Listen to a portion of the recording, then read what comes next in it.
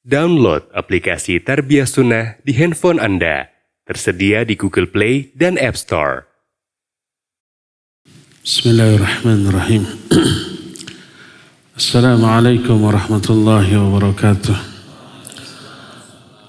Alhamdulillahilladzi hadana lihadza wa ma kunna linahtadiya laula an hadana Allah. Wa ashhadu an la ilaha illallah wahdahu la syarika lah. Wa ashhadu anna Muhammadan abduhu wa rasuluh.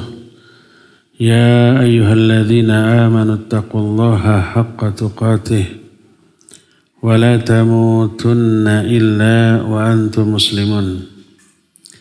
Amma ba'd fa inna asdaqal hadits kitabullah wa khairal hadi hadi Muhammadin sallallahu alaihi wa alihi wasallam wa syarrul umuri muhdatsatuha wa kullu muhdatsatin bid'ah wa kullu bid'atin dhalalah wa kullu dhalalatin finnar. Ikhwati fillah, jamaah Masjid Aisyah di Tasikmalaya, Jawa Barat. Alhamdulillah kita berjumpa di Tasikmalaya dalam sebuah kajian yang diselenggarakan oleh Yasin, bukan nama surat Al-Quran, Yayasan Imam An-Nawawi. Tapi ada nama surat Yasin dalam Al-Quran. Khawatir nanti, mengingkari ada surat, enggak. Tapi Yasin di sini maksudnya Yayasan Imam An-Nawawi penyelenggara kegiatannya. Nama surah Yasin dalam Al-Quran jelas ada. Surah ke-36, salah satu surah yang agung dalam Al-Quran. Ikhwati fillah, tema yang kita akan angkat sekarang adalah iman dan persatuan. Adakah kaitan iman dan persatuan? Erat sekali. Iman ini ibarat akar. Persatuan ini ibarat buahnya. Tentu saja buah nate ulah kesed, ulah hasem. Komo pahit masih gaparia. Buahnya itu harus manis. Semanis buah aromanis yang tua dan matang di pohon. Semanis durian simontong yang tua dan matang di pohon. Semanis madu tapi ulah nugiung teing. Kenapa buah yang berupa persatuan itu harus manis? Sebab akarnya bagus, tertancap kuat, otomatis batangnya, dahannya, rantingnya, daunnya, bunganya, seluruhnya bagus. Mustahil kalau akar bagus, pohon bagus, tanah bagus menghasilkan buah yang pahit dan hasem, mustahil. Harus manis. Bagaimana keterkaitan antara iman sebagai akar dengan persatuan sebagai buah? Sebab Allah Azza wa Jalla baik di dalam Al-Quranul Karim ataupun dalam hadis-hadis yang sahih menjelaskan bahwa iman yang benar, iman yang lurus akan melahirkan cinta dan kasih sayang terhadap sesama muslim, selain melahirkan dorongan yang kuat untuk melakukan ibadah dalam bentuk ibadah yang disyariatkan dengan kualitas dan kuantitas yang bagus. Semakin kuat dan bagus iman, semakin besar rasa cinta kepada sama mukmin, semakin besar dorongan untuk melakukan ibadah dan amal soleh, dan semakin berkualitas itu ibadah dan amal soleh serta aplikasi dari rasa cinta kepada sesama mukmin. Allah berfirman, innamal mu'minuna ikhwah fa aslihu baina akhwaikum. Mukmin dengan mukmin itu hanyalah bersaudara. Sebagai saudara wajib ada rasa cinta, wajib ada rasa sayang, suka. Kalau tidak ada rasa sayang, diragukan keimanannya. Sebab bukti nyata dari iman adalah adanya rasa cinta dan kasih sayang. Bersabda Rasul SAW dalam hadis sahih riwayat Imam Bukhari dan Imam Muslim, la tadkhulul jannata hatta tu'minu wa la tu'minu hatta tahabu. Kalian tidak akan bisa masuk surga sebelum beriman. Dan kalian tidak disebut iman sebelum kalian saling mencintai. Jadi saling mencintai itu aplikasi nyata dari iman. Maka wajib ada rasa kasih sayang. Dan rasa kasih sayang itu diwujudkan dalam perilaku yang nyata. Menolong, membantu, peduli, perhatian kepada sama muslim, tidak menyakiti, tidak menzalimi, tidak memojokkan, tidak memberi madarat. Makanya ketika seseorang menyakiti orang lain, kata Nabi SAW, iman orang itu hilang dari dirinya. Beliau bersabda, wallahi la yu'minu, wallahi la yu'minu, wallahi la yu'minu. Demi Allah tidak beriman, demi Allah tidak beriman, demi Allah tidak beriman. 3 kali. Pertama diawali oleh sumpah, kedua diulang 3 kali. Dua-duanya takkid. Takkid itu memastikan. Sumpah memastikan, diulang 3 kali memastikan. Pasti orang itu tidak beriman. Ditanya, man ya Rasulullah, siapa wahai Rasul? Man la ya'manu jaruhu bawa'iqahu. Orang yang tetangganya tidak merasa aman dari gangguannya. Suka mengganggu, menyakiti, memberi madarat kepada tetangga. Tetangga enggak nyaman. Itu orang enggak iman tuh. Karena kalau masih menyakiti menunjukkan enggak ada rasa cinta, tidak ada kepedulian, tidak ada perhatian, tidak ada tenggang rasa kepada yang menjadi tetangga, apalagi tetangga itu sesama mukmin. Nabi SAW menyatakan enggak ada iman. Makanya sebagai wujud cinta dan kasih sayang kepada sesama mukmin, sebagai aplikasi dari iman, jaga mulut, jaga ucapan, jaga perbuatan. Semaksimal mungkin nyamankan orang, muliakan orang, itu bukti nyata dari keimanan. Man kana yu'minu billahi wal yawmil akhir falyaqul khairan aw liyasmut. Siapa yang beriman kepada Allah dan hari akhir, jaga nih mulut. Ucapkan yang baik atau diam. Supaya tidak menyinggung. Supaya tidak menyakiti. Supaya tidak mengganggu. Supaya tidak membuat orang tidak nyaman. Jaga mulut. Kalau mengaku iman kepada Allah dan hari akhir. Jadi iman dan hari akhir diwujudkan dalam bentuk menjaga perilaku. Man kana yu'minu billahi wal yawmil akhir falyukrim dhaifah, falyukrim jarahu. Muliakan tetangga, muliakan tamu. Itu aplikasi nyata dari iman. Ditunjukkan dalam bentuk menunjukkan kasih sayang kepada sama mukmin. Perilakunya, ucapannya, tingkahnya, semuanya itu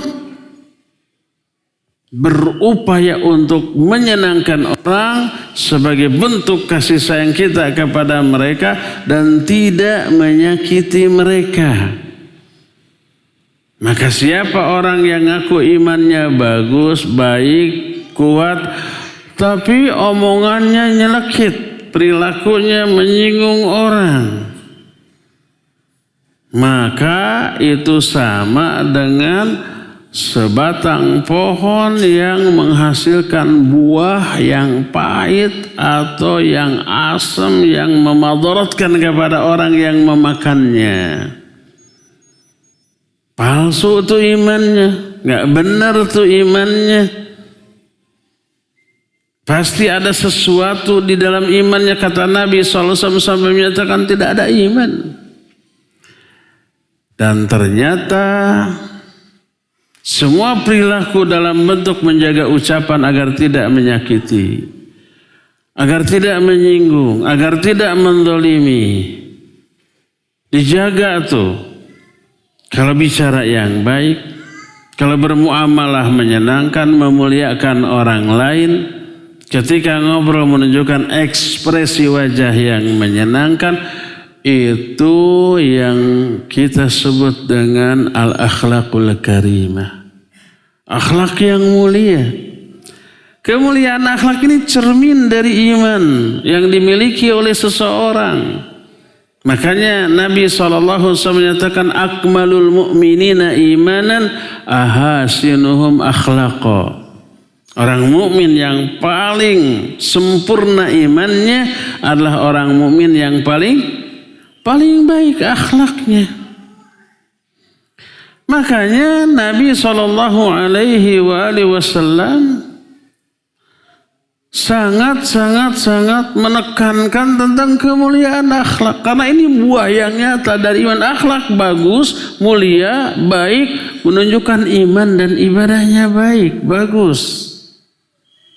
Makanya tak heran apabila Nabi SAW menyatakan innama bu'ithu liutammima makarimal akhlak. Dalam riwayat lain, riwayat yang masih mirip mahasinal akhlaq. Aku hanyalah diutus untuk memuliakan akhlak manusia. Yang penting mah akhlak we. Walaupun tidak ibadah, mustahil. Yang penting mah buahnya manis walaupun tidak ada pohonnya. Sama dengan begitu. Mustahil lahir buah tanpa ada pohon. Mustahil ada pohon tanpa ada akarnya. Oleh karena itu kemuliaan akhlak hanya lahir dari iman dan ibadah yang bagus, yang benar. Tadi dikatakan iman buahnya akhlak. Ini salah satu saja. Buah dari iman yang juga berujung kepada lahirnya buah yang manis atau akhlak yang mulia, itu juga salah satunya melalui proses lahirnya ibadah yang bagus, yang berkualitas, yang semakin menghasilkan kemuliaan akhlak. Makanya Allah dalam Al-Quran, Nabi SAW dalam hadis-hadisnya banyak menyatakan kalau ibadahnya benar, akhlaknya pasti baik. Kalau ibadahnya ini berkualitas, akhlaknya pasti mulia, menyenangkan. Sebaliknya, kalau akhlaknya buruk menunjukkan ibadahnya seburuk akhlaknya, imannya seburuk ibadah dan akhlaknya. Coba umpamanya baca Al-Quran yang terdapat dalam surah Al-Ankabut ayat 45, Allah menyatakan inna sholata tanha anil fahsya'i wal munkar. Salat bisa mencegah dari perbuatan, dari keburukan akhlak. Fahsya dan munkar itu akhlak yang buruk. Perbuatan keji, perbuatan munkar itu nyata-nyata keburukan akhlak. Mestinya tercegah oleh sholat. Kalau sholatnya benar, kalau sholatnya itu makbul, diterima oleh Allah Subhanahu wa ta'ala, pasti akan melahirkan kemuliaan akhlak, akan mengikis seluruh akhlak-akhlak dan kebiasaan-kebiasaan yang buruk. Makanya siapa orang yang sholat tapi seusai sholat akhlaknya tetap buruk, itu sholat bukannya diterima, bukannya dibalas dengan surga, bukannya berbahagia, karena itu yang Allah janjikan kepada orang yang sholat.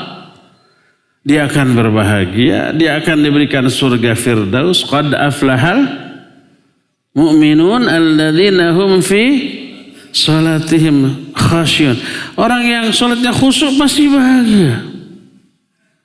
Makanya di akhir penjelasan tentang ciri-ciri orang mukmin yang salatnya khusyuk yang bahagia itu, ulaika humul warithun alladzina yarithuna al-firdausum fiha khalidun. Itu janji Allah. Tapi itu janji kepada orang yang salatnya benar, yang khusyuk, yang ikhlas, yang mutaba'ah. Diterima itu salatnya, dia bahagia. Dia dibalas dengan surga. Sebaliknya kalau salatnya tidak khusyuk, tidak ikhlas, tidak mutaba'ah, Allah cabut janjinya kepada orang itu dan diberikan ancaman. Allah menyatakan fawailul lil musallin. Celaka tuh orang yang salat. Alladzina hum an salatihim sahun, itu orang yang lalai dari salatnya, bukan fi salatihim. Allah tidak menyatakan fawailul musallin alladzina hum fi salatihim sahun, tidak, tapi an salatihim sahun. Kalau khusyuk tadi fi salatihim khasyun. Ini an. Kata Syekh Al-Utsaimin rahimahullah, makna an di sini artinya dia lalai dari hikmah salat, tujuan salat. Hikmah salat tanha anil fahsya'i wal munkar, mencegah dari perbuatan keji dan munkar. Tujuan salat harus diwujudkan seusai salat. Seusai salat tidak ada lagi kekejian, tidak ada lagi kemungkaran, ucapan ataupun perbuatan. Seusai salat tidak lagi akhlak yang buruk, tidak lagi akhlak yang menyakiti orang lain. Seusai salat akhlaknya mulia. Itu hikmah salat, itu tujuan salat. Kalau orang setelah salat tetap keji dan munkar, berarti dia lalai dari tujuan salat. Kena dengan ayat ini fawailul lil musallin. Celaka tuh orang yang salat, yaitu setelah salat akhlaknya tetap buruk. Setelah salat tetap keji dan munkar. Setelah salat kebiasaan-kebiasaan buruknya tidak hilang dari dirinya. Maka ditolak salat itu dan diancam dengan azab. Makanya berkata Imam Ibn Rajab Al-Hambali rahimahullah dalam kitab Lataiful Ma'arif, qala ba'du salaf, man amila hasanah thumma atbaha bil hasanah fadzalika alamatu qabuli hasanatil ula. Siapa orang yang melakukan satu ibadah, satu amal baik, lalu setelah itu dia ikuti dengan amal baik berikutnya. Setelah sholat akhlaknya jadi mulia, sholatnya amal baik, kemuliaan akhlak juga amal baik, maka amal baik kedua ini menjadi tanda amal baik pertama tadi diterima oleh Allah. Kenapa? Fa inna Allah idza taqabbala amali 'abdin, idza taqabbala amala 'abdin waffaqahu lil a'mali shalihah ba'dah. Karena apabila Allah menerima amalan seorang hamba, Allah kasih balasan yang segera. Ada dua balasan segera di dunia, sebelum balasan yang tertunda di akhirat nanti. Balasan yang segera yang pertama, Allah berikan taufik, Allah berikan hidayah kepada orang itu untuk melakukan amal soleh berikutnya. Ini balasan yang segera. Jadi kalau seseorang setelah selesai sholat fardu, dia terdorong untuk wirid. Dengan wirid yang disunnahkan. Lalu berdoa. Wirid dan amal dan berdoa selesai sholat fardu amalan soleh. Setelah beres wirid, berdoa dengan khusyuk, lalu sholat ba'da apabila ada ba'danya. Itu amal soleh berikutnya. Selesai sholat ba'da, ambil mushaf, buka, baca Al-Quran, odoj, 1 juz selesai sholat tuh. Beres umpama baca Al-Quran, rurut tereret, ningali ayat kenceleng, odok saku, ambil dompet, masukkan dengan dompetnya. Itu reng-rengan amal soleh seusai sholat menunjukkan sholat tadi diterima oleh Allah.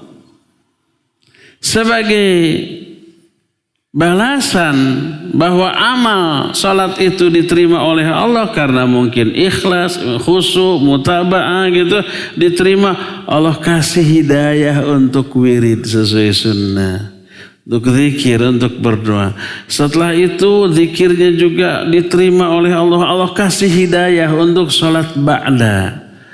Setelah sholat ba'da Allah kasih juga hidayah untuk baca Al-Quran. Setelah baca Al-Quran Allah kasih lagi hidayah untuk infak dan amal soleh. Begitu seterusnya tuh. Tak semua orang kan bisa begitu. Banyaknya orang begitu assalamualaikum, assalamualaikum. Ada yang langsung pergi. Tewirid-wirid acan. Istighfar wa 3 kali. Bari di bakal di jalan ya tadi. Ada yang begitu? Banyak. Ada lagi langsung ngodok HP. Langsung chatting. Dan tadi der-deran we nuju sholat. Oh si fulan. Atau browsing. Atau wah macam-macam. Dilalaikan. Orang itu seusai sholat tidak diberi hidayah untuk wirid, untuk zikir, untuk berdoa, untuk sholat ba'da, untuk baca Quran. Maka menunjukkan orang itu ditolak sholatnya. Ditolak atau diterima ibadah memang urusan Allah, bukan urusan kita. Tapi Allah kasih tanda. Tak kasih indikasi siapa orang ibadahnya diterima dan yang ditolak Allah kasih tuh. Sebaliknya man amila hasanah thumma atbaha bisayyah fadzalika alamatur raddil hasanah wa adamu qabuliha. Siapa orang yang melakukan satu ibadah, satu kebaikan, diikuti oleh kejahatan, diikuti oleh keburukan. Keburukan itu sebagai tanda ibadah kebaikan pertama tadi ditolak dan tidak diterima oleh Allah. Makanya tidak dibalas dalam bentuk diberi hidayah untuk melakukan ibadah dan amal soleh berikutnya. Dibiarkan, dicabut lagi itu hidayah dari diri orang itu. Kalau hidayah dicabut dari diri seseorang menunjukkan orang itu sudah maksiat. Masa ibadah disebut maksiat? Iya, kalau di dalam ibadahnya itu dia melakukan banyak mengabaikan hak-hak Allah. Umpamanya kita sholat. Di dalam sholat kita banyak mengabaikan hak-hak Allah. Kurang ikhlas, kurang khusyuk, kurang mutabah, dosa eta teh. Makanya diancam oleh azab oleh Al-Quran dan hadis yang sahih. Makanya tak heran apabila seusai sholat yang pertama kali dilakukan oleh Nabi seusai salam apa? Istighfar 3 kali. Astagfirullah, astagfirullah, astagfirullah. Kok istighfar kayak udah berbuat dosa? Betul, sudah berbuat dosa. Apa bentuk dosanya? Dosanya adalah mengabaikan hak Allah di dalam sholatnya. Khusyuk adalah hak Allah. Ikhlas adalah hak Allah. Itu yang banyak kita abaikan. Makanya siapa orang yang sholat seusai sholat, dia ikuti dengan perbuatan buruk. Seusai sholat berjamaah keluar dari masjid nyolong sendal. Seusai sholat berjamaah keluar dari masjid ngambil kenceleng. Seusai sholat berjamaah keluar dari masjid langsung ngerokok. Itu keburukan yang menjadi indikator ditolaknya sholat kita tersebut. Termasuk kalau orang sudah ibadah, sholat, saum, haji, umrah, tapi akhlaknya buruk. Akhlak yang buruk mengindikasikan ibadah tadi ditolak oleh Allah Subhanahu wa ta'ala. Makanya termasuk saum, Nabi SAW menekankan selama saum itu jaga mulut, jaga perilaku, jaga akhlak, jangan sampai merusak saum yang sedang dilakukannya. Seusai saum, penjagaan mulut dan perilaku dari hal-hal yang buruk itu sudah terbiasa. Jadi selama saum dipermulia akhlak. Ada ancaman siapa yang selama saum akhlaknya buruk, ucapannya nyelekit, perbuatannya menyinggung, saumnya ditolak. Malam yada qaula zur wal amala bihi wal jahl falaysa lillahi hajatun fi ayyada ta'amahu wa syarabah. Siapa orang yang selama saum tidak meninggalkan ucapan perbuatan yang sia-sia, yang buruk, yang menyinggung, yang menyakiti, tidak menjaga diri dari perilaku yang bodoh, Allah enggak butuh kepada saum. Allah tidak butuh terhadap perbuatan dia meninggalkan lapar dan haus yang dilakukannya. Ditolak. Lalu apa yang dia dapat? Hanya lapar dan haus. Rubba sha'imin hadduhu min syamihi al-ju' wal atas. Ini yang hasan yang dibawakan oleh para ulama. Banyak orang yang saum, tapi yang dia dapat dari saumnya hanya haus dan lapar. Pahalanya tidak, ampunannya tidak, janji surga tidak diberikan, janji diselamatkan dari api neraka juga tidak diberikan. Yang dia dapat hanya lapar dan haus saja. Karena apa? Karena selama saumnya dia hanya melakukan saum secara hissi, secara zahir. Tapi hakikat dari saumnya dia mengabaikannya. Saum itu kan filosofi saum. Kita dilatih untuk menjauhi perkara-perkara yang hukum asalnya mubah. Selama 13,5 jam lah kalau di kita mah. Makan, minum, hubungan suami istri hukum asalnya mubah, ya enggak? Tapi selama saum haram. Nanti setelah buka boleh lagi. Kalau yang tadinya halal saja, sementara waktu haram untuk dilakukan, wajib dijauhi. Apalagi yang hukum asalnya haram, harus lebih dijauhi lagi selama saum. Dan harus menjadi kebiasaan menjauhi dosa dan maksiat yang diharamkan seusai saum.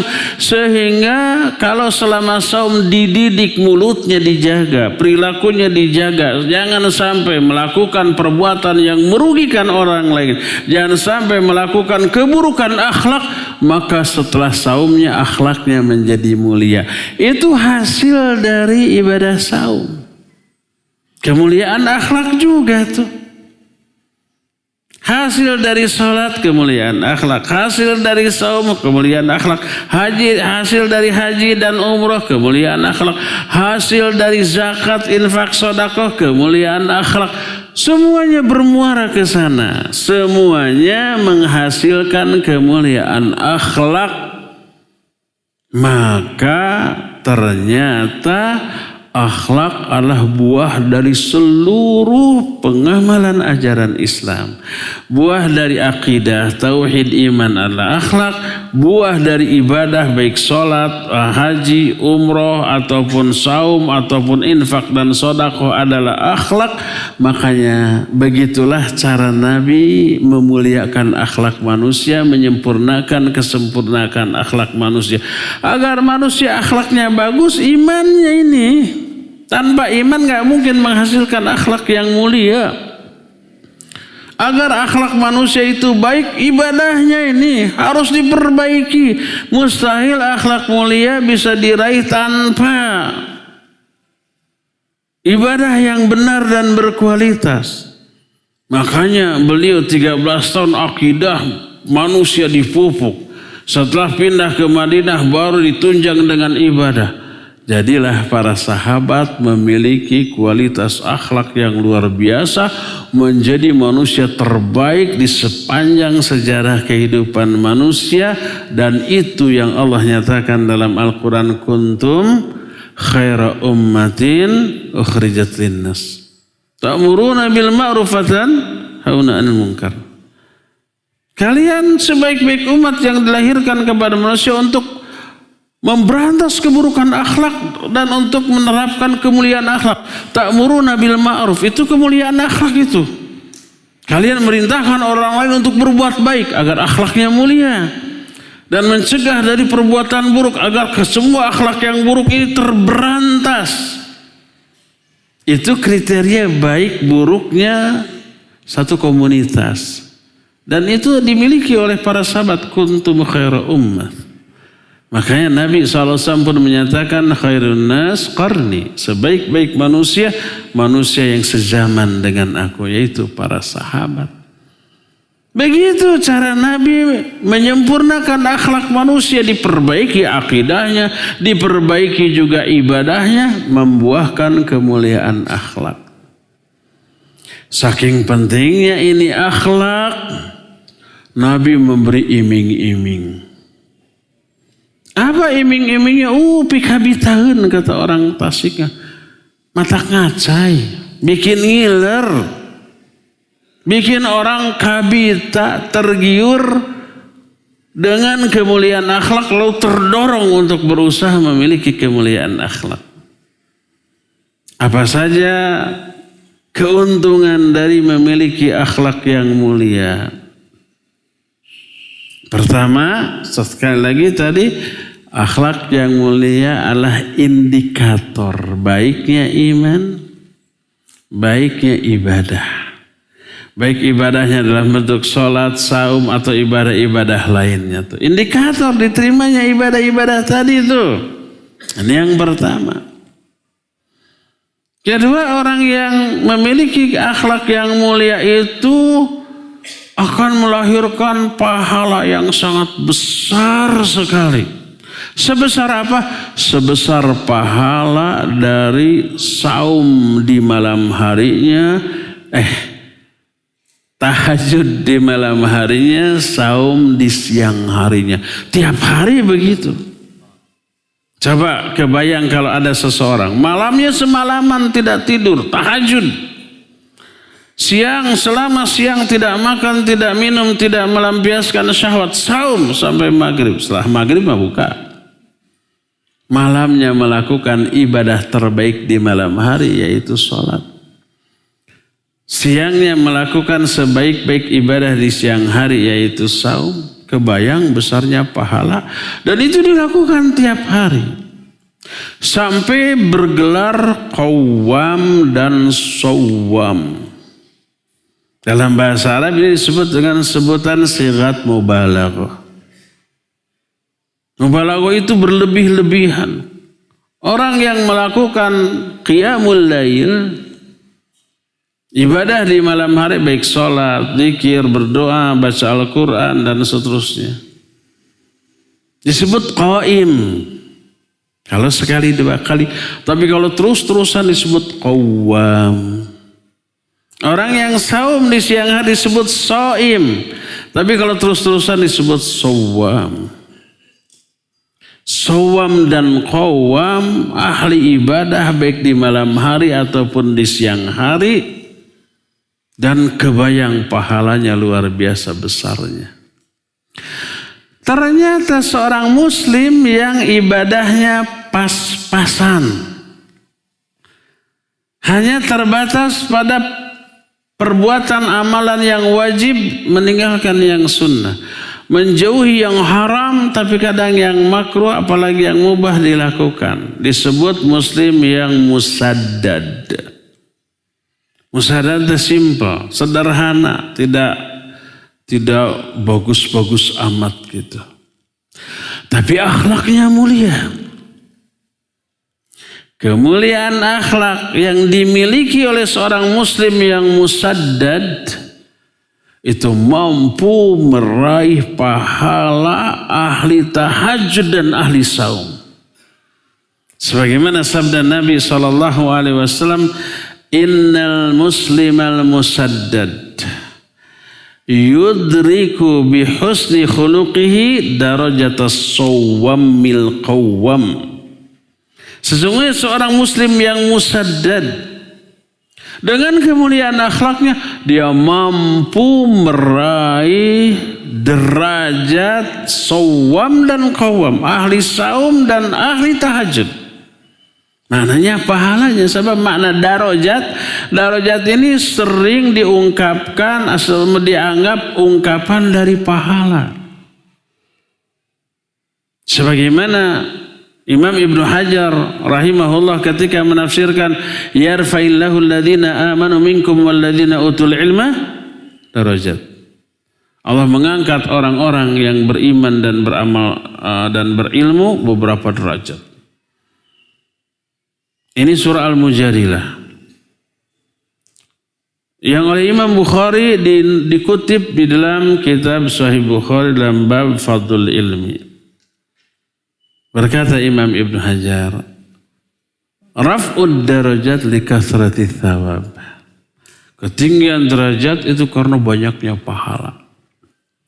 Kalau derajatnya tinggi, dunia akhirat itu menunjukkan pahalanya besar. Makanya tadi orang muslim yang musaddad, tapi akhlaknya baik, maka itu mencapai derajat, maksudnya meraih pahala yang sama dengan ahli saum di siang hari dan ahli tahajud di malam hari. Makanya ketika pahala dari akhlak ini ditimbang itu paling berat. Padahal timbangan amal baik itu yang sangat berpengaruh pada keselamatan kita di akhirat nanti. Kan nanti kita ditimbang amal baik dan amal buruk. Setiap kita pasti ada amal baik, ada amal buruk ya. Kita suka sholat? Suka. Saum? Suka. Baca Quran? Oh doj. Ngaji begini? Rajin. Suka gibah? Oh sok.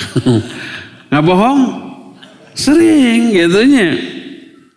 Suudzon kesama? Oh sok. Ketika kita gibah, ketika kita dusta, ketika kita melakukan maksiat terancam neraka, ketika melakukan sholat atau ibadah lain dijanjikan surga. Jadi kita ke surga atau ke neraka? Disebut ke surga, osok bohong. Osok gibah, disebut ke neraka, osok sholat. Ditimbang. Fa amma man thaqulat mawazinuhu fahuwa fi 'ishatin radiyah wa amma man khaffat mawazinuhu fa ummuhu hawiyah. Perberat timbangan amal kebaikan agar kita selamat. Salah satu amalan yang memperberat timbangan amal kebaikan adalah akhlak yang mulia. Ma'athqalu Yaumal qiyamah fi mizanil mu'min indallah min husnil khuluq. Tidak ada sesuatu pun yang lebih berat dalam timbangan seorang mukmin di sisi Allah pada hari kiamat dibanding akhlak yang mulia. Ini paling berat nih. Pahalanya besar ditimbang begitu berat. Karena kata Imam Syekh Al-Hakami dalam kitab Mukhtasar Ma'arijil Qabul ketika membahas bab al-mizan, apa sih yang ditimbang di dalam timbangan di akhirat nanti? Para ulama menyatakan ada 3 pendapat. Ada yang menyatakan salah satunya lah pahala dari semua amalan. Kata Ibnu Abbas, kullu thawabi a'mal ibni Adam mujassimatul yaumal qiyamah. Semua pahala dari amalan Ibnu Adam itu berwujud pada hari kiamat. Bungklekan. Apa wujudnya? Wallahu alam, jangan tanya, saya jawab sekarang. Ustaz, apa wujud pahala di hari kiamat? Saya jawab tegas, tidak tahu. Dan nggak ada keterangan. Kemudian itu yang ditimbang. Dosa juga berwujud, kemudian disimpan di daun timbangan yang satu lagi, lalu ditimbang. Mana yang lebih berat? Pendapat kedua ada yang menyatakan buku catatan amal. Yang ketiga ada lagi yang menyatakan bahwa yang ditimbang adalah badannya. Makin berat badan, makin gemrot, makin bagus. Sing gendut atau gitu. Enggak, berat ringannya timbangan di akhirat bukan berdasarkan bobot badan di dunia. Karena Nabi SAW menyatakan nanti pada hari kiamat akan datang orang yang badannya besar dan gemuk. Hadisnya sahih riwayat Imam Bukhari dalam kitab sahih. Tapi ketika ditimbang bobotnya tidak lebih dari berat sehelai sayap seekor nyamuk. Padahal badannya gede. Mungkin kalau ditimbang di dunia lebih dari sekintal. Tapi pas di akhirat mah masih lebih berat sehelai sayap seekor nyamuk. Tapi sebaliknya suatu saat Abdullah bin Mas'ud radhiyallahu anhu naik ke atas pohon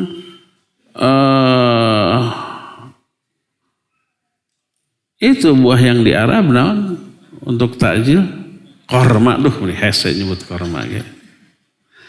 Naik ke pohon korma, terlihat kedua betisnya oleh para sahabat, kaget semuanya melihat sangat kecilnya kedua betis Abdullah bin Mas'ud. Kecil sekali, melebihi kecilnya betis anak-anak. Nabi SAW juga melirik. Apa kata beliau? Wallahi innahuma athqalu fil mizani min Uhud. Demi Allah, kedua betis Abdullah bin Mas'ud lebih berat dibanding gunung Uhud pada hari kiamat nanti. Kenapa? Karena fisik yang kecil, yang kerempeng tadi dipakai ibadah, dipakai sholat, dipakai jihad fisabilillah. Makanya itu yang membuat bobotnya semakin berat. Sebaliknya orang yang tadi tinggi besar gemuk ditimbang seringan bahkan lebih ringan daripada sehelai sayap dari seekor nyamuk karena tidak dipakai ibadah. Dari sinilah sebagian ulama menyatakan yang ditimbang adalah badannya. Secapai apa tuh badan dipakai ibadah dan amal soleh. Selama apa itu ibadah badan dipakai melakukan kebaikan, itu akan mempengaruhi bobot dia di akhirat nanti. Kalau dipakai dosa maksiat akan enteng ringan, tapi kalau dipakai ibadah amal soleh akan menjadi berat dalam timbangan kebaikannya. Nah, jadi banyak pendapat para ulama, setidaknya 3. Ada yang ditimbang itu pahala, ada badannya, ada buku catatan amal. Salah satu yang ditimbang adalah pahala. Dan pahala yang akan menyebabkan timbangan amal kebaikan kita sangat berat adalah dari akhlak. Ini salah satu di antara keutamaan akhlak. Keutamaan lain, orang itu paling dekat kedudukannya di samping Nabi SAW pada hari kiamat dan paling dicintai oleh Nabi SAW. Kalau kedudukannya dekat dengan Nabi di akhirat berarti orang itu mulia ya. Karena kedudukan Nabi pasti paling tinggi. Kalau dekat berarti orang itu mulia. Mendekati dari derajat Nabi SAW. Sebaliknya kalau orang jauh kedudukannya di akhirat dari Nabi SAW berarti dia itu orang hina, rendah. Ternyata rendah tingginya derajat, hina mulianya seseorang di akhirat salah satunya ditentukan oleh akhlak. Berkata Nabi SAW, Inna min ahabbikum ilayya wa aqrabikum minni majlisan yaumal qiyamah ahasinakum akhlaqa. Sesungguhnya orang yang paling aku cintai di antara kalian dan paling dekat kedudukannya dengan aku pada hari kiamat adalah orang yang paling baik akhlaknya di antara kalian. Semakin baik akhlaknya, semakin dekat kedudukannya dengan Nabi SAW, menunjukkan semakin mulia derajatnya di akhirat dan semakin dicintai oleh Nabi SAW. Karena tadi kita ketahui mulianya akhlak itu mengindikasikan akidahnya, imannya, tauhidnya bagus. Bagusnya iman melahirkan kemuliaan akhlak, juga ibadahnya juga bagus. Bagusnya ibadah melahirkan kemuliaan akhlak. Udah, orang yang akhlaknya mulia mah pasti kedudukannya dekat dengan Nabi SAW. Sebaliknya beliau menyatakan, wa inna abghadakum ilayya wa ab'adakum minni majlisan yaumal qiyamah ats-tsartsarun wal mutasyaddiqun wal mutafaihiqun. Sesungguhnya orang yang paling aku benci di antara kalian dan paling jauh kedudukannya dengan aku pada hari kiamat, orang yang memiliki 3 karakter. 3 karakter itu menunjukkan keburukan akhlak dalam bentuk ucapan dan perilaku. Pertama, athar-tharun. Athar-tharun itu cerewet, banyak omong. Kata orang Tasik mah, loba catur tanpa bukur. Maksud loba catur bukan tukang catur sekakster sebrut, bukan. Tapi loba catur teh banyak omongan. Tanpa bukur, tahu bukur? Naon bahasa Indonesia na bukur tanya. Isinya sayur terdiri dari 2, bukur dan kuah. Kuah itu airnya ya. Nah, bukurnya itu bukur.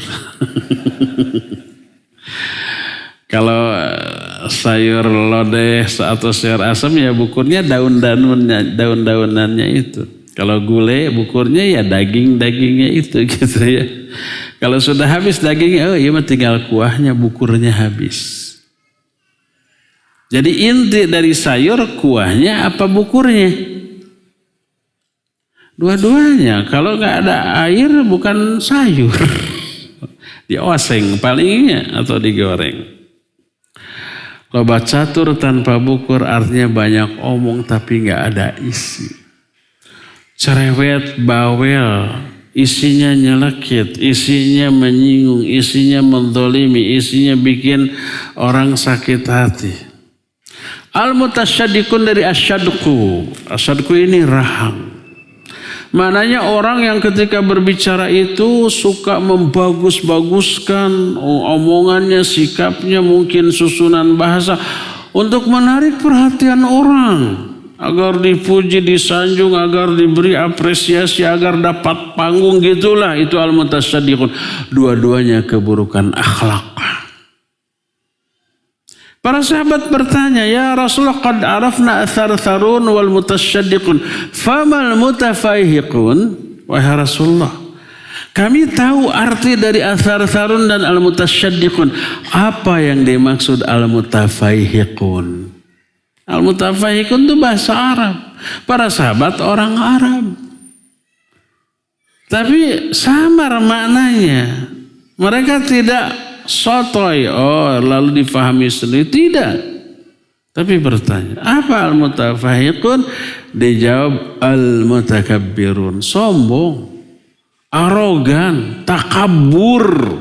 Asa aing, teruskan. Asa aing uyah kidul.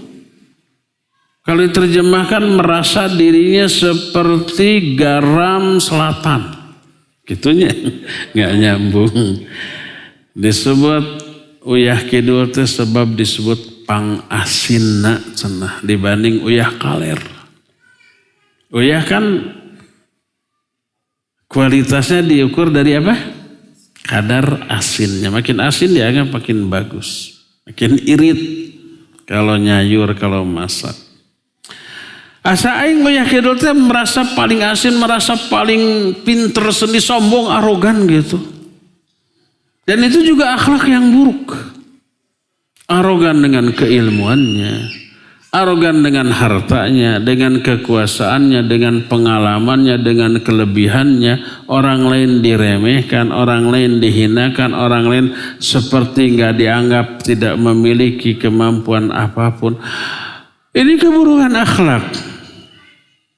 Ternyata itu yang paling dibenci oleh Nabi SAW. Dan paling jauh kedudukannya dengan Nabi SAW. Artinya dia akan rendah, akan dihinakan pada hari kiamat. Jadi salah satu di antara keutamaan akhlak, orang itu akan dimuliakan pada hari kiamat, dekat kedudukannya dengan Nabi SAW. Dan juga akan dicintai oleh Nabi alaihi salatu wassalam. Inilah yang kedua. Keutamaan akhlak yang kedua. Keutamaan akhlak yang ketiga Akhlak yang mulia ini yang menjadi inti dari materi kita. Akhlak ini adalah tali pengikat persatuan dan kesatuan. Akhlak ini lem bukan rem. Lem pakai L bukan pakai R. Beda kan? Lem perekat ukhuwah Islamiyah. Kenapa? Karena akhlak yang mulia pasti mengundang simpati orang. Semua orang suka kepada orang yang akhlaknya bagus, baik. Jangankan orang, binatang pun kalau diperlakukan oleh orang secara baik, secara lemah lembut, dengan penuh kasih sayang dan perhatian, itu binatang suka, ya enggak? Ada enggak macan, harimau gitu, atau singa yang sangat baik ke orang sampai kangen? Iya, ketika si macan, harimau itu diurus sejak kecil, sejak bayi, dinangnak nengnek gitu kan, sampai akhirnya sangat akrab dengan majikannya. Pas suatu saat ada aturan negara, nggak boleh, ini sudah gede harimaunya, kalau masih kecil nggak masalah, ini udah gede berbahaya, harus dilepas di hutan bebas. Sedih kan kedua-duanya, dilepas sambil nangis teh. Setelah setahun 2 tahun kangennya nggak ketulungan, si orangnya itu nyari lagi ke hutan, ketemu. Itu si harimau dari jauh ngogabruk, dipeluk di kalentoran gitu kan. Itu binatang. Diperlakukan secara baik, secara mulia, dia juga jadi suka ke orang tersebut. Apalagi manusia yang tadinya benci menjadi suka, yang tadinya anti menjadi simpati, yang tadinya mendekat, menentang menjadi mendukung, hanya karena diperlakukan secara baik. Allah yang menjamin, idfa' billati hi ahsan fa idzal ladzi bainaka wa bainahu adawah ka'annahu waliyun hamim. Balas tuh keburukan dengan kebaikan, ini akhlak yang baik. Idfa' billati hi ahsan. Orang lain berbuat buruk, oleh kita dibalas dengan kebaikan. Maka orang yang antara kamu dengan dia tadinya ada permusuhan akan berubah menjadi kawan yang sangat akrab, yang sangat dekat. Makanya berkata Nabi SAW, alaikum birifqi, fa inna rifqa la yakunu fi syai'in illa zana wa la yunzau min syai'in illa syana. Wajib kamu berlaku lemah lembut. Ini salah satu kemuliaan akhlak nih. Jangan kasar, karena tidaklah kelemah lembutan terdapat dalam sesuatu, apapun sesuatu itu. Berdakwah, mendidik, bermuamalah, disertai dengan kelemah lembutan, itu akan memperindah, memperbagus sesuatu tersebut. Dakwah dengan lemah lembut akan lebih kena di hati. Mendidik dengan lemah lembut itu akan menyerap ke anak didik. Bermuamalah dengan tetangga, dengan kawan ketika berjual beli dengan lemah lembut akan mengundang persaudaraan dan persahabatan, akan indah, enak. Wala yunzau min syai'in illa syana, dan tidaklah kelemah lembutan ini tercabut dari sesuatu kecuali akan memperburuk. Coba umpamanya ketika bermuamalah jual beli, kasar, tidak ada kelemah lembutan. Ketika datang tukang sayur, kata emak-emak teh, "Mang, berhenti, kalau enggak saya tampar kamu." Ini berapa daging? 150. Mahal amat katanya. Mau nyekek kamu? Umpamanya. Kata si Mang, ibu tarik baranya, rek aja kelut ya teh. Pasti akan buruk ya. Besoknya tukang sayur kasih dipanggil lagi. Enggak ah, piributan kasih eta. Kan gitu. Buruk. Allah dalam Al-Quran menyatakan, Fabima rahmati minallahi linta lahum walau kunta fadlan ghalidhal qalb lan faddu min hawlik. Karena rahmat Allah kepada kamu, wahai Muhammad, kamu bersifat lemah lembut, bersikap lunak kepada mereka. Kalau kamu bersikap keras dan kasar kepada mereka, niscaya mereka akan lari meninggalkanmu. Dakwah tapi kasar. Di dalamnya terdapat celaan, cemoohan, hinaan. Kata-kata dasar tolol, dasar bodoh, dasar goblok, dasar calon neraka. Wah, itu orang yang didakwahi lari itu. Jangan didalih Nabi SAW itu kalau khutbah matanya merah, suaranya tinggi seperti panglima yang mengomando bawahannya. Wah, kayak gitu, didalih dengan itu. Itu mah bukan kasar, tegas. Harus dibedakan antara tegas dengan kasar dan kerasnya. Nabi SAW tegas, suaranya tinggi, tapi nggak ada celaan, tak ada cemoohan, tak ada kata-kata yang menyinggung orang lain yang sedang didakwahi, dinasihatinya, nggak ada. Itu tegas. Kalau umpama hei tolol, hei bodoh, hei goblok, hei segala macam, itu bukan tegas, tapi apa? Kasar. Harus dibedakan antara kasar dengan tegas. Tegas isinya benar. Membuat orang sadar. Membuat orang terlecut. Membuat orang merenung. Kalau kasar membuat orang tersinggung. Membuat orang sakit hati.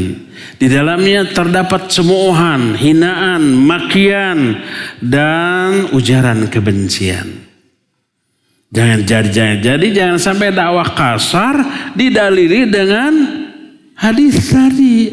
Hadisnya pasti benar. Aplikasinya, penerapannya yang salah. Kalimatul haq wa urida bihil batil. Kata-kata yang benar tapi diaplikasikan, dimaksudkan secara batil, diterapkan secara salah dan keliru. Enggak. Jadi ar-rifqu, kelemah lembutan, salah satu di antara kemuliaan akhlak.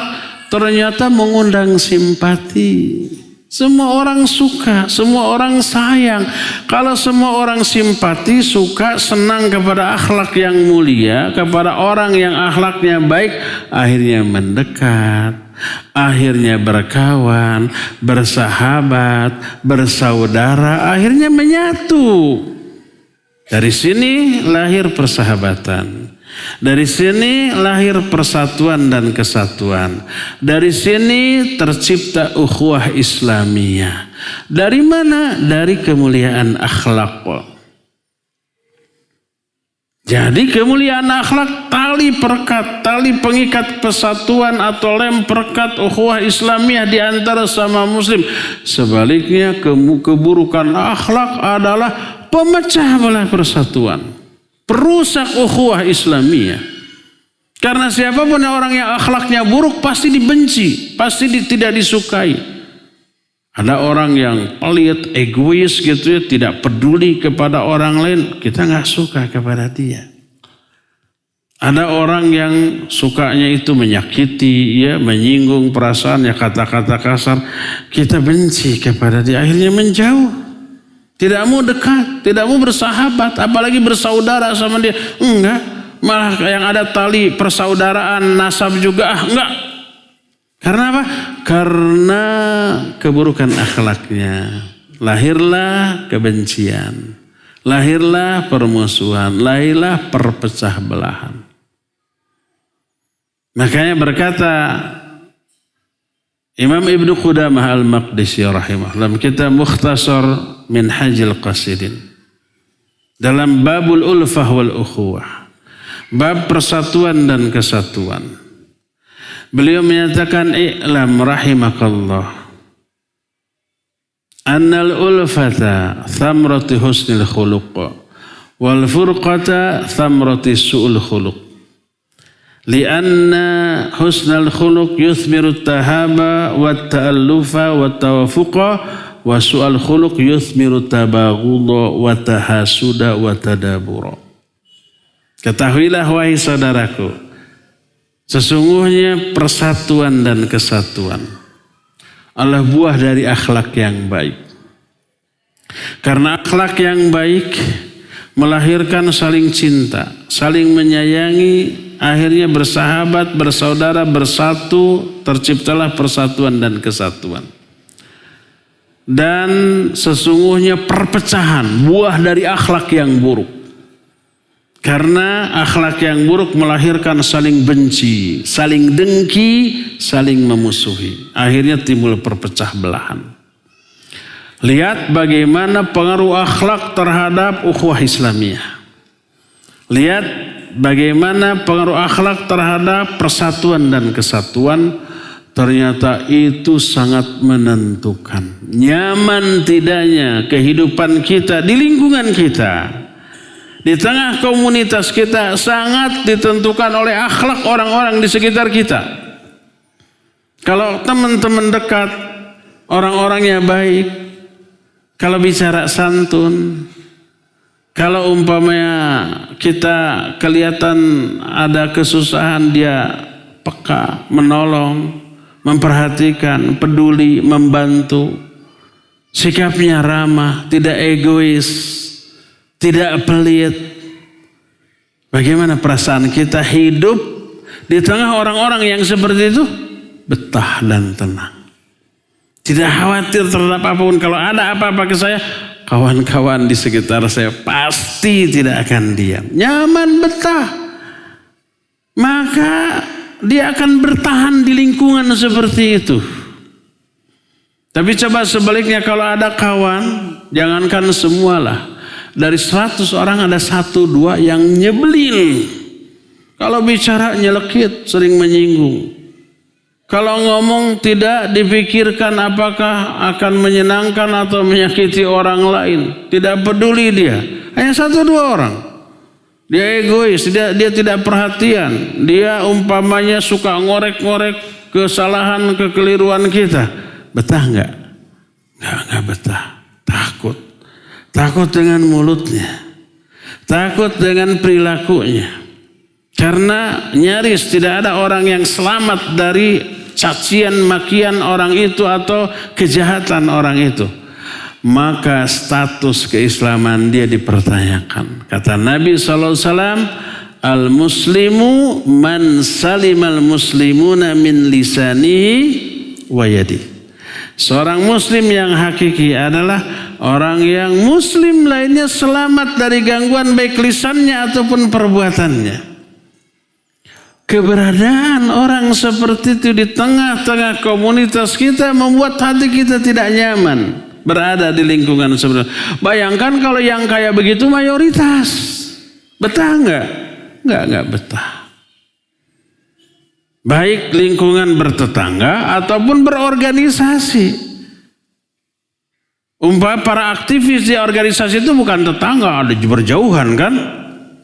Rumahnya tidak ketemu sehari-hari di rumah tetangga kita, tapi bertemunya cuma di aktivitas seperti ini. Tapi ada 1-2 orang pika sebelah nggak nyaman tuh. Pokoknya lamun aisyata mah orang mau aldahik kan gitunya. Timbul perpecahan. Lihat keterkaitan iman dengan persatuan dan kesatuan luar biasa. Persatuan dan kesatuan tercipta karena adanya kemuliaan akhlak. Kemuliaan akhlak lahir karena bagusnya ibadah, amal soleh, bahkan iman yang dimiliki seseorang. Ciptakan persatuan dan kesatuan dengan cara memperbaiki iman. Dengan cara meluruskan keimanan kita. Dengan cara memperbaiki ibadah-ibadah kita, sholat kita, saum kita, umroh haji kita, semua amal soleh kita perbaiki dari segi kualitas, keikhlasannya, kekhusyuannya. Kalau ibadah itu memerlukan kekhusyuan seperti sholat, seperti baca Quran, zikir, wirid, berdoa dan yang lain-lainnya. Dari aspek mutabaahnya, dari seluruh aspek perbaiki kualitas ibadah kita. Perbaiki kualitas dari iman kita, maka yakinlah dari hal tersebut lahir kemuliaan akhlak, dan kemuliaan akhlak akan menciptakan persahabatan, ukhuwah Islamiyah, persatuan dan kesatuan. Berdasarkan hal itu kita melihat antara iman, ibadah dan akhlak di dalam agama kita merupakan satu kesatuan utuh yang tidak bisa dipisah-pisahkan, tapi berhubungan satu sama yang lain. Akhlak buruk menunjukkan, mengindikasikan buruknya ibadah, buruknya iman. Orang seperti itu perbaiki imannya, perbaiki ibadahnya, dengan sendirinya akhlaknya nanti akan terperbaiki. Buruknya akhlak mengindikasikan orang seperti itu perlu direvisi, direnovasi ibadah dan imannya. Sekarang timbul pertanyaan, bagaimana caranya memperbaiki iman dan ibadah agar melahirkan akhlak yang mulia? Perlu nggak itu dibahas? Ya iyalah perlu. Kita tahu untuk bisa memiliki akhlak yang mulia, ibadah dan imannya harus benar. Tapi pertanyaan, gimana memperbaiki iman dan ibadah, ya enggak? Ini akan menjadi materi kita di tabligh akbar berikutnya. Sekarang waktu sudah untuk menjelaskan sudah habis sampai 9:30. Sudah lewat malah ya. Kita masih punya sisa waktu kira-kira 23 menit lagi untuk bertanya jawab. Apabila ada pertanyaan boleh diajukan. Untuk ikhwan boleh ngacung, boleh pakai tulisan. Untuk akhwat kalau di sana ada mic silakan pakai mic, pakai lisan, tapi bicaranya jangan digenit-genitkan. Boleh juga memakai tulisan. Dengan syarat jangan bertanya yang susah-susah ya, yang mudah dijawab saja. Ya, wa sallallahu ala nabiyina Muhammadin wa ala alihi wa ashabihi wassalam. Mangga. Terima kasih. Mudah-mudahan apa yang disampaikan oleh Ustadz tadi saya dapat mengamalkannya. Amin. Ya, berakhlak yang baik. Amin ya rabbal alamin. Ini sering yang akan saya sampaikan di daerah, terutama di daerah saya di kampung gitu kan. Kita sedang berusaha mengikuti mutaba'ah pada Rasulullah SAW. Kadang-kadang mereka ini menganggap kita ini seolah-olah kurang berakhlak yang baik. Nah, bagaimana menyikapi di sini, dan apapun yang mereka sindirkan kepada kita, tetap kita bersabar. Tetap kita mutaba'ah terhadap Rasulullah SAW. Yang kedua mungkin Hiji lah, ngantri itu yang mau tanya. Hiji. Waktunya terbatas. Dan itu bisa keluar. Itu belum tentu dua loh. Nanti yang ketiga satu-satu. Iya. Bagaimana kalau ada orang lain yang menuduh akhlak kita kurang baik? Mungkin benar. Harus introspeksi. Jangan arogan dengan kesunnahan kita. Karena kita menganggap kita satu-satunya yang berpegang pada sunnah, yang lain tidak. Lalu bersikap eksklusif. Akhirnya kurang ramah, kurang baik ke tetangga. Kurang bijak di dalam mengingkari kemungkaran. Akhirnya masyarakat menganggap kita ini tidak mau bersosialisasi. Sudah penampilan fisik kita memang berbeda dengan yang lain. Kita berjenggot, kita cingkrang, kejidatnya hitam, istri kita juga bercadar. Sudah mengerikan. Ditambah sikapnya kayak begitu. Kalau ada yang nuduh teroris, wajar.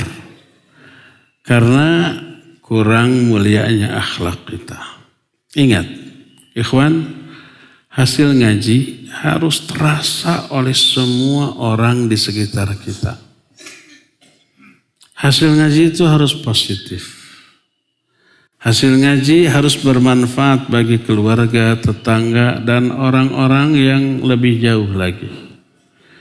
Orang yang sering ngaji harus lebih ramah, peduli, perhatian kepada orang lain. Kalau ada tetangga yang sakit, kita harus menjadi orang pertama melayat, memberikan bantuan, mengulurkan tangan untuk menolongnya. Kalau berjumpa dengan orang, wajib kita memasang wajah yang ramah, yang full senyum. Dengan kata-kata yang santun. Salam dulu, assalamualaikum, kumaha damang. Keluarga sararai. Karena ada di Sunda, tapi ke orang Arab jangan. Gimana istrimu? Jangan ke orang Arab. Istri orang mana? Di Sunda mah asa ke alamnya. Kalau di Sunda, bojotnya orang mana? Gitu. Oh, orang ditu. Senang diperhatikan. Jangan coba-coba dilakukan ke orang Arab. Apain nanya istri saya? Tersinggung mereka. Tapi kan ada yang di Tasik. Keluarga darama gitu. Alhamdulillah. Barakallahu fiik. Sing sarehat sadayana. Sing lancar rezekina. Amin gitu. Pas belah ayat eta mah aminna gede. Senang mereka itu ya. RT mengumumkan besok hari Ahad kerja bakti. Kerja bakti. Tapi ada pengajian. Nanti pengajian bisa lain. Kerja bakti kan tidak tiap bulan. Belum tentu setahun sekali. Kerja bakti dulu. Tinggalkan dulu ngaji. Bila perlu tidak hanya tenaga. Alat. Tuh bedog tuh hiji ewang. Terus kita siapkan juga minumannya. Setelah capek bapak-bapak mangga ngalaleut heula. Atau kayak ke RT kan. Ini untuk minum dan konsumsi dari saya. Sehingga semua orang mengenal kita orang yang dermawan, ramah, bersosialisasi, perhatian, suka nolong. Maka penampilan fisik dan pakaian kita yang tadinya menyeramkan itu sirna dalam pandangan mereka. Akhirnya muncul kesan yang baru. Yaitu kalau ada seorang lelaki yang cingkrang, berjenggot, jidatnya hitam, isinya bercadar, pasti orang itu baik, pasti orang itu ramah, pasti orang itu menyenangkan. Coba lahirkan kesan seperti itu. Ubah sikap kita dalam bermuamalah, bertetangga, bersosialisasi. Citrakan bahwa kita orang yang paling peduli. Berkata Syekhul Islam Ibn Taimiyah rahimahullah, Ahlus sunnah a'lamun nas bil haqq wa a'lamuhum bil khalqi. Ahlus sunnah adalah orang yang paling tahu tentang kebenaran, tapi paling penyayang terhadap sesama makhluk. Status dia sebagai orang yang paling tahu tentang kebenaran mendorong dia untuk dakwah, amar ma'ruf nahi munkar, saling menasihati. Status dia sebagai orang yang paling penyayang terhadap makhluk mendorong dia untuk mengajar, berdakwah, menasihati dengan sebaik-baik cara. Targetnya agar orang itu faham, mengerti, berubah dari buruk kepada baik. Targetnya bukan menyakiti, biar orang ini sadar, sakit hati, puas kita. Bukan. Makanya kalau targetnya agar orang itu faham, mengerti dan berubah, lemah lembut tadi. Berupaya orang itu tidak tersinggung, tidak lari dari kebenaran yang kita sampaikan. Tapi kalau orang itu umpamanya targetnya agar orang ini sakit hati dengan kesalahannya, pasti ada celahan. Dasar tolol kamu, dasar bodoh, mau masuk neraka mana kamu? Kan gitu ya? Beda ya. Jadi jangan sampai ada lagi kesan bahwa orang yang rajin ngaji orang yang paling menyeramkan. Orang yang rajin ngaji adalah orang yang paling jauh dari masyarakat. Orang yang rajin ngaji adalah orang yang paling dibenci oleh lingkungan. Rubah semuanya itu. Tunjukkan kemuliaan akhlak. Kalau akhlak kita baik seperti itu, dan mereka tahu baiknya kita karena rajinnya kita ngaji, apakah mereka akan anti kepada pengajian? Tidak. Pengajian ini melahirkan kemuliaan akhlak. Nanti bisa-bisa tetangga bilang ke kita, tolong anak saya tuh bandel, melawan ke orang tua, bawa ngaji biar akhlaknya mulia. Kan begitu bisa-bisa nanti. Akhirnya kita bawa, ya, yuk jajan bakso. Hayu saya yang traktir, kata kita teh. Tapi ngaji dulu ya, tenang. Ngaji dulu. Awalnya karena bakso. Tapi begitu sampai di pengajian, pintu hatinya terbuka, hidayah Allah masuk, berubah. Akhirnya rajin ngaji, berubah akhlaknya. Tetangga yang lain, si anu nu pika sebelum, akhirnya jadi pika resepen. Kumaha eta teh? Nanya ke ayahnya, oh diajak ngaji tuh ke si fulan. Tolong bawa anak saya juga. Kan gitu nantinya. Meremet sa-RT ngaji nanti. Jadi jalan dakwah, jadi jalan turunnya hidayah. Nabi SAW menyatakan, ya Ali, li ayyahdiallahu bika rajulan wahidan khairul laka min humrin ni'am. Hai Ali, kalau Allah memberi hidayah kepada seorang melalui dirimu, itu lebih baik daripada kamu memiliki unta merah. Jadilah kita sebagai penyebab turunnya hidayah Allah kepada manusia, ya. Jadi kalau ada tuduhan itu, kalau ada orang yang mengorek-ngorek kesalahan, kekeliruan kita, introspeksi. Yang kayak begitu lebih kita butuhkan daripada ribuan orang yang memuji dan menyanjung kita. Yang memuji, menyanjung membuat kita terlena, takabur, ujub. Yang mencela, yang mengorek-ngorek dan mengkritik kita, itu yang membuat kita introspeksi dan memperbaiki diri. Itu yang lebih kita butuhkan. Wallahu a'lam bissawab. Ke Ahwat dulu, kayaknya tulisannya Ahwat ya. Kalau Ahwat ada mic silakan. Kalau enggak punya, beli sendiri. Bagaimana menghadapi orang yang suka menyakiti dengan kata yang nyelekit, egois? Hanya dia yang benar, sering nyinggung. Semua yang Ustaz sebutkan tadi, qadarullah ada di orang tersebut. Anak dan orang tersebut dalam lingkungan yang setiap hari ketemu. Jangan-jangan orang itu ada di sini sekarang. Dan lebih parah, jangan-jangan sarwana.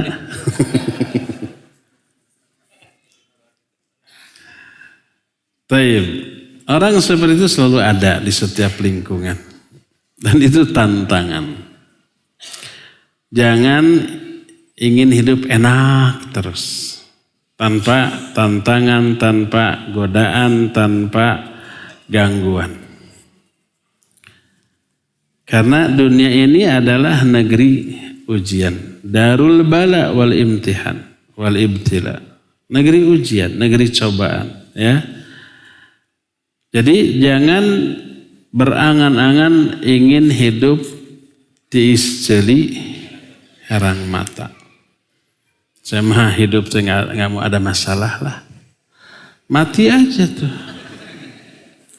Maka tidak akan ada masalah dalam hidup. Tapi ada masalah nanti di akhirat. Di alam kubur ya. Dan ujian cobaan itu yang lebih membuat kita lebih berkualitas, lebih dewasa, lebih matang, lebih bijak.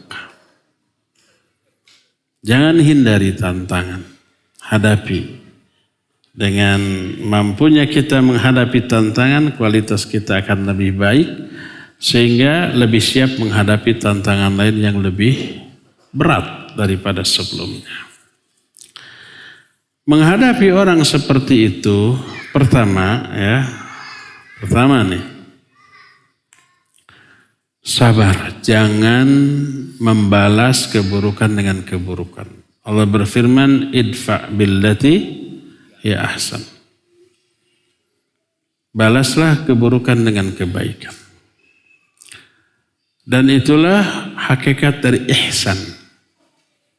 Kata Ibnu Abbas radhiyallahu anhuma ketika menafsirkan makna ihsan, fahsinu innallaha ma'al muhsinin Berbuat ihsanlah kamu, Allah menyertai orang-orang yang berbuat ihsan. Dalam ayat lain, Allah yuhibbul muhsinin. Allah mencintai orang-orang yang berbuat ihsan. Apa itu ihsan? Kata beliau, laisal insan antuhsina ila man ahsana ilaik. Wa innamal ihsan antuhsina ila man asa'a alaik. Ihsan itu bukanlah kamu berbuat baik kepada orang yang berbuat baik kepadamu. Orang lain berbuat baik kita balas dengan kebaikan. Bukan itu ihsan. Itu memang harus bagus. Tapi ihsan itu kamu berbuat baik kepada orang yang jahat kepadamu. Mereka berbuat jahat kepada kita, kita balas dengan kebaikan. Itu ihsan. Dan itu gak semua orang bisa. Rata-rata kalau orang jahat kepada kita, kita dendam, kadang-kadang balas dendamnya 2 kali lipat. Betul apa benar? Dia nyebut kita monyet, kamu kunyuk, gorila, sapi, wah macam-macam mesti disebut gitu ya. Jadi pertama jangan balas keburukan dengan keburukan. Gimana caranya bisa sabar? Bagaimana bisa agar tidak sakit hati dan tidak dendam serta tidak kecewa?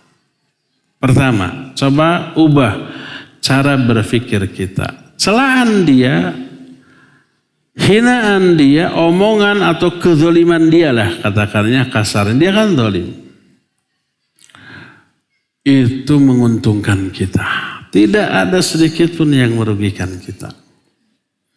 Pada hakikatnya dia itu sedang berbuat kebaikan kepada kita dengan kebaikan yang tidak mampu kita bayar. Apa kebaikannya? Orang itu sedang memberikan pahalanya kepada kita dan mengambil dosa-dosa kita. Kalau ada orang berbuat buruk, zalim, jahat kepada kita, itu sama dengan gini, sini dosa kamu saya ambil, nih pahala saya untukmu. Siapa yang rugi? Dia yang rugi. Siapa yang untung? Kita yang untung. Lebih sering zalimnya, lebih banyak pahala yang dia berikan ke kita, lebih banyak dosa yang kita berikan kepada dia. Lama-lama pahala kebaikannya habis. Lama-lama dosa kita habis diambil. Pahala kita nambah, dosa kita berkurang, pahala dia habis, dosa dia numpuk. Bangkrut dia di akhirat. Kata Nabi SAW, atadruna manil muflis? Tahu gak kalian siapa orang yang muflis? Muflis itu istilah ekonomi, bangkrut. Disangganya Nabi bertanya urusan dunia. Makanya berani para sahabat menjawab, al-muflisu indana mala lahu wala mata.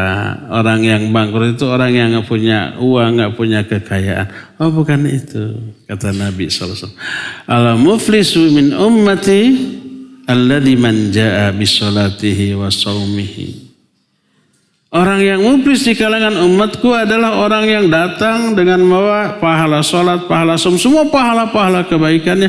Wa qad syatama hadza wa daraba hadza wa zalama hadza wa safaka damma hadza, gitu ya. Orang itu datang dengan membawa pahala dari amal ibadah, tapi dia pernah mencela si fulan, menghina si alan, pernah memukul, pernah menumpahkan darah, pernah menzalimi si anu, maka diambil pahala kebaikan dari si pelaku kezaliman, di-offer ke orang yang menjadi korban kezalimannya.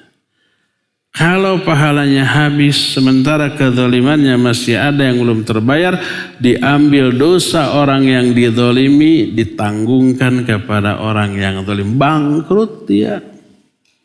Karena gak punya modal untuk bahagia di akhirat. Modalnya pahala, pahalanya habis. Istilah orang Sunda mah modis teu, modal ledis becus henteu. Dikasih modal 1 miliar untuk usaha, habis hutang weh, saudug-udug gitu tuh. Celaka dia ya. Coba, orang itu perlu dikasihani. Makanya ketika orang berbuat dolim ke kita berupa dicela, dihina, dibongkar aib-aib kita, difitnah kita, tersenyumlah. Karena itu berarti tambahan pahala bagi kita tanpa harus beramal. Pahala dari dia ditransfer ke kita. Bergembiralah, jangan bersedih. Karena dosa-dosa kita digugurkan, di-offer kepada dia. Tanpa harus bertobat dari dosa itu, gugur dengan sendirinya, di-offer ke dia. Maka ingat kepada hal itu, kita gak akan sedih, gak akan sakit hati. Kasihan kepada orang itu. Orang itu pahalanya gak seberapanya. Bahwa ayat wante pahala nata dari ibadah-ibadah. Kalau ibadahnya benar gak mungkin melahirkan kezaliman seperti itu tuh. Sudah pahalanya gak seberapa, di-offer lagi ke kita. Dosa orang itu pasti banyak. Sudah dosa banyak, diambil lagi dosa kita kepada dia. Kasihan tidak? Kasihan. Makanya Imam Hasan Al-Basri ketika beliau dicela oleh seseorang, beliau mengambil sekantung kurma dari rumahnya, kemudian datang kepada orang itu, ini balasan saya atas perbuatan kamu. Terima kasih. Saya tidak bisa membalas dengan hal yang sama. Orang itu kaget, saya nggak pernah berbuat baik kepada kamu. Sudah, kamu sudah memberi pahalamu ke saya. Dengan cara mencela saya, menggibahi saya. Ini hadiahnya. Tuh, kan malu. Saya nggak bisa berikan lagi pahala saya ke kamu dengan cara mencela kamu, lebarnya. Pahala itu mahal gitu. Nah, ingat kepada hal itu, insya Allah adanya orang yang berbuat zalim tidak akan menciutkan nyali kita, menyedihkan kita, mengecewakan kita. Bahkan kita akan tetap tegar menghadapi semua. Silakan celah, tantang. Siapa yang mencela saya dengan niat agar membuat saya sakit hati, bersedih, salah. Saya nggak sedih, nggak sakit hati, senang. Silakan celah. Ayo lagi, mana celahanmu? Cuma begitu. Tantang saja sudah. Ya. Allahul musta'an.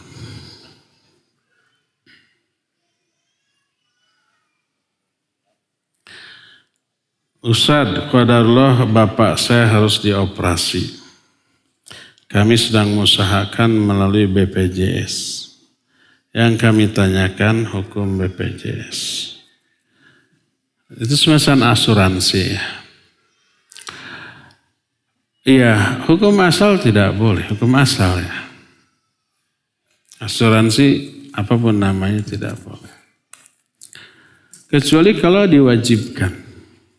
Di negara-negara barat wajib semua orang punya asuransi. Kalau kita mau pergi ke luar negeri, termasuk umroh, itu ada asuransi. Sekian. Umpamanya kita mau berdakwah ke negeri kafir, ke Eropa, ke Asia Timur, itu wajib ada asuransi. Salah satu syarat apply visa ke kedutaan negara yang kita akan kunjungi, selain tiket pesawat, booking hotel di sana, termasuk asuransi. Kalau enggak bisa. Itu wajib. Maka kalau asuransi termasuk BPJS itu diwajibkan, dan kita tidak bisa menghindar. Kalau menghindar, madarat. Seperti konon beberapa waktu yang lalu, semoga tidak berlanjut terus ya. Kalau orang nggak ikut BPJS nggak bisa memperpanjang SIM, STNK kayak gitu ya. Umroh juga nggak boleh, haji nggak boleh. Sampai kemarin berapa bulan yang lalu saya nggak punya BPJS. Oh nggak bisa umroh Ustaz, harus ada. Terpaksa. Akhirnya kita harus membayar BPJS. Tapi ketika ada klaim, kita dirawat umpamanya. Jangan kita lah. Seseorang umpamanya dirawat di rumah sakit. Terus di cover sama asuransi atau BPJS. Sehingga gratis. Pas keluar harusnya sekian, nih gratis. Di cover sama BPJS. Boleh enggak? BPJS itu biayanya dari mana? Dari setoran kita setiap bulan. Kalau biaya perawatan kita itu tercover oleh setoran kita selama ini, berarti nggak masalah. Umpamanya kita sudah 10 tahun. Sebulan umpamanya 100.000 umpama ya. Setahun berarti 1,5 juta. 10 tahun berarti 1,2 juta. 10 tahun berarti 12 juta. Setelah 10 tahun kita ke rumah sakit, biaya rumah sakit 10 juta. Di cover sama BPJS. Berarti gak masalah. Karena uang yang sudah kita setorkan 12 juta, masih sisa 2 juta. Berarti itu uang kita. Gak masalah. Ya. Kecuali kalau kita umpamanya baru 4 bulan ngurus BPJS. Setoran baru 400.000. Lalu orang itu ke rumah sakit. Dirawat sampai 5 juta. Di cover sama BPJS kita free. Padahal uang kita baru 400.000. Berarti sisanya 4.600.000 itu bukan uang kita. Uang orang lain yang tidak halal bagi kita. Maka wajib kita keluarkan uang sebanyak 4.600.000 itu, lalu kita salurkan seperti kita menyalurkan uang bunga. Sumbangkan ke MCK umum atau ke mana saja untuk penyaluran uang riba seperti itu ya. Itu kalau yang memang harus mengikuti asuransi termasuk BPJS tersebut. Wallahu a'lam bishawab.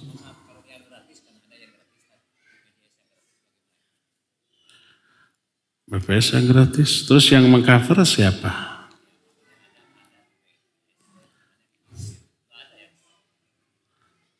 Kan harus bayar.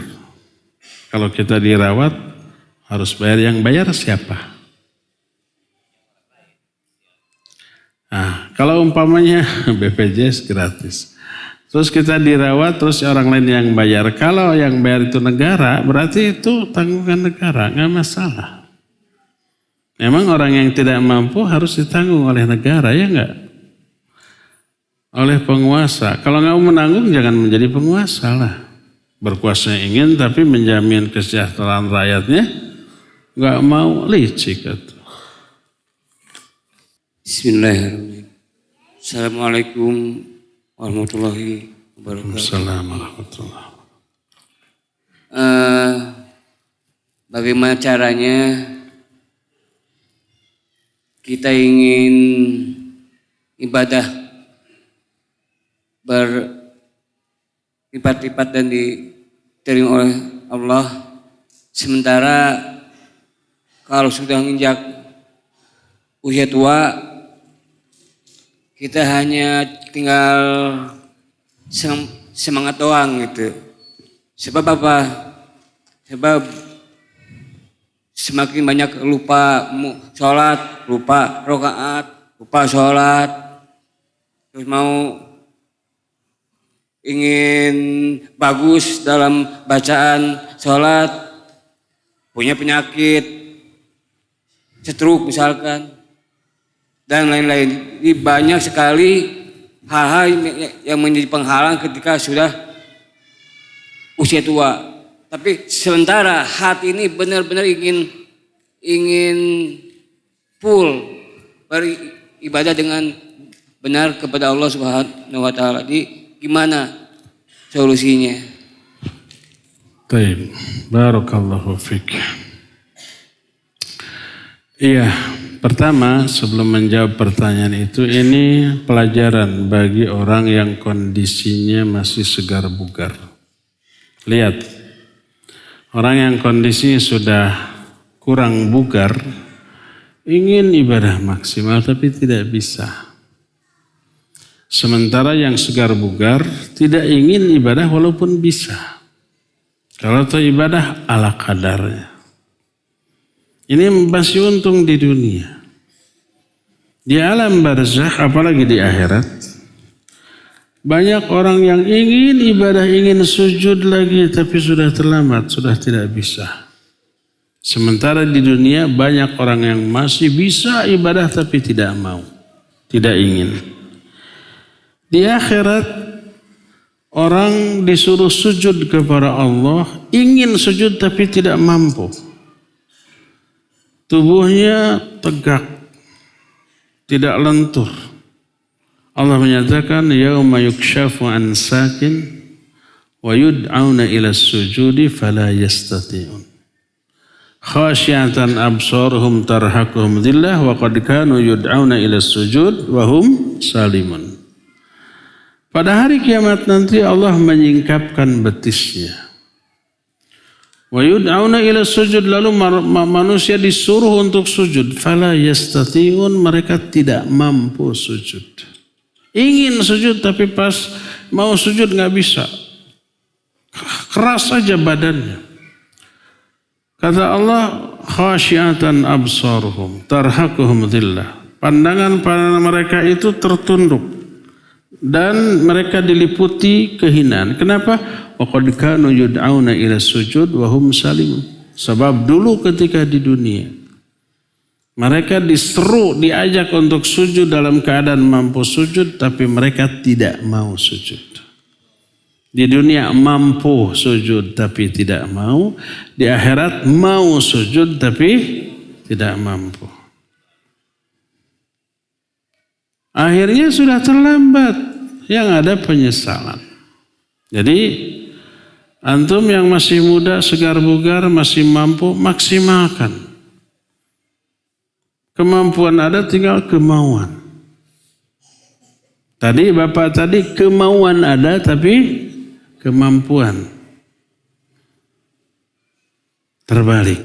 Nah, mumpung belum sampai kepada kondisi seperti ini, pacu kemauan kita, keinginan kita, dan pakai kemampuan kita untuk ibadah secara maksimal.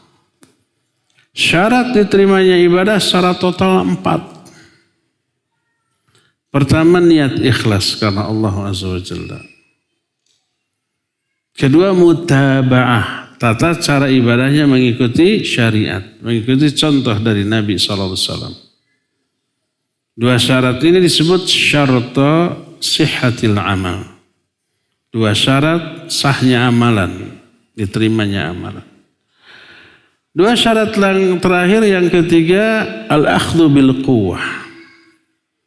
Melaksanakan amal ibadah itu dengan sepenuh kesungguh-sungguhan, sepenuh kekuatan, semaksimal yang kita bisa. Jangan ibadah asal-asalan. Jangan ibadah ala kadarnya, seadanya. Jangankan Allah yang maha sempurna. Kita aja yang tidak sempurna menyuruh orang mengerjakan sesuatu tapi asal-asalan. Kesel enggak? Kesel. Umpama mang pangecetkeun ya bade lebaran. Kamarinya bahasa Ramadan. Kedah beres siap. Saulas ningali HP. Kemana? Gitu. Kita lihat, kesal enggak? Kesel. Apa yang harus yang kita lakukan? Ditegur keras, dan kalau masih gitu dipecat, ganti dengan yang lain. Kita kesel. Kalau ala kadarnya, kalau asal-asal. Apalagi Allah Subhanahu wa taala. Guru ya ngasih PR. Asal dikerjakan we. 3 kali genap 12. 4 kali 7 25. Asal dikerjakan tapi asal-asal. Atau begitu diperiksa 0 dijewer, mana teh mikir tuh kan gitunya. Baheula. Da guru ayeuna moal ada wani ngajewer. Sekali ngajewer bapak manggil polisi. Dulu mah enggaknya. Nah, itu orang. Kalau melihat kerja orang yang kita suruh asal-asalan, kita kecewa, kita marah. Apalagi Allah Azza wa Jalla. Al-akhdhu bil quwwah. Ya. Khudhu ma atainakum biquwwah. Ambil apa yang kami berikan kepadamu dengan segenap kekuatan. Aplikasikan dengan kesungguh-sungguhan. Itu syarat ketiga. Syarat keempat, al-musara'ah, bersegera. Wasari'u ila maghfiratin min rabbikum wa jannatin arduha as-samawati wal ardh. Bersegeralah kamu menuju ampunan Allah dan menuju surga. Dalam surah Al-Hadid, wasabiqu ila maghfirati min rabbikum. Ini sari'u, ini sabiqu. Dua-duanya artinya balap, bersegera, cepat-cepat. Tong lengle, tong talangke, tong hararese, bisi teke bikin bete. Tong kaleked. Kita juga tuh kesal. Kita nyuruh umpamanya anak kita, nyupir tuh cepat. Nyuci piring maksudnya. Siap mah keheula nuju seru ya. Sekali, dua kali lengle. Keheul teh. Ya. Akhirnya apa yang sedang dia mainkan diambil. Tah sapukeun tuh teras kotor barala. Keheula sekedap. Sekali, dua kali teu ngagu katilka sapuna cebrot. Keheul kita. Keheul. Kanu lengle kaleket talangke terhararese. Allah menyatakan wala taniya fi dzikri. Tong lengle, tong talangke, tong hararese di dalam mengingat aku. Nih 4 syarat diterima ibadah. Ikhlas, mutabaah,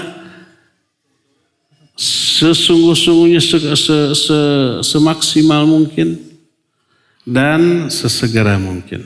Ya, maka kalau 4 ini dilakukan, insya Allah diterima oleh Allah Subhanahu wa Ta'ala. Ya, selama mampu lakukan begitu. Nah, adapun karena kondisi, karena sudah sepuh, mungkin sudah pikun, terkena stroke, ya, mungkin antum tidak terbayang. Yang mengalami bukan membayang tapi merasakan, atau yang ada keluarganya upaya ada salah satu anggota keluarga yang stroke atau sudah pikun, itu melihat betapa susahnya ngomong biasa aja. Hafalan sudah hilang, Fatihah juga mungkin hanya sebagian. Apalagi doanya, apalagi jumlah rakaatnya berapa. Caranya kadang-kadang dari berdiri langsung sujud, langsung tahiyat. Nggak ada ruku, nggak ada i'tidal. Kadang yang harus 4 rakaat cuma 1 rakaat.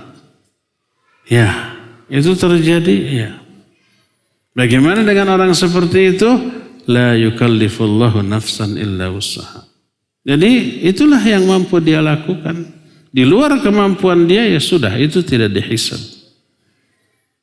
Jadi Allah tidak akan membebani seseorang dengan satu kewajiban kecuali sesuai dengan kemampuannya. Jadi kalau orang umpamanya sedang sholat pleng harus baca apa lagi, nggak tahu tadi itu baca apa lagi, sudah lupa. Jangankan jumlah rakaat 4 ya. Kita suruh dia mengulang 3 kata. Coba umpamanya lampu, pintu, dan kursi. Sebutkan lagi. Nggak tahu naon tadi teh. Piring, gelas, sendok. Yang tidak disebut malah dikatakan. Karena memang daya tangkapnya. Volume otaknya sudah mengkerut. Fungsi otaknya sudah jauh berkurang. Baik dari aspek daya ingat ataupun daya analisa. Memahami ucapan orang susah, bisa salah paham. Mengungkapkan apa yang ingin diungkapkan, tepararuguh. Orang yang diajak bicaranya tidak paham maksudnya apa. Akhirnya keheul sorangan, keheul kabatur, keheul diri sorangan. Nah teu paham wae, ngambek. Ya sangat mungkin. La yukallifullahu nafsan illa wus'aha. Ya, maka itu sudah di luar kemampuannya, ma'fu, dimaafkan. Jadi kalau tidak bisa khusyuk, tidak bisa maksimal, tidak bisa sempurna karena uzur, karena sakit atau karena hal-hal lain di luar kemampuan dia, insya Allah dimaafkan. Dan walaupun umpah sholatnya salah, rakaatnya kurang, bacaannya kurang, tetap Allah terima karena itulah kemampuan dia. Ya, wallahu a'lam. Terakhir ya, Afan izin bertanya. Saya punya teman yang baik dalam ibadahnya. Tapi kelakuannya dia suka selingkuh. Sama suami orang. apakah kita wajib meninggalkan orang itu tidak berteman? Berarti akhwat ininya. Ya akhwat Nukia di Tasik. Di Tasik ya. Selingkuh dengan suami orang. Berarti dia masih punya suami. Rakus tewargu hiji.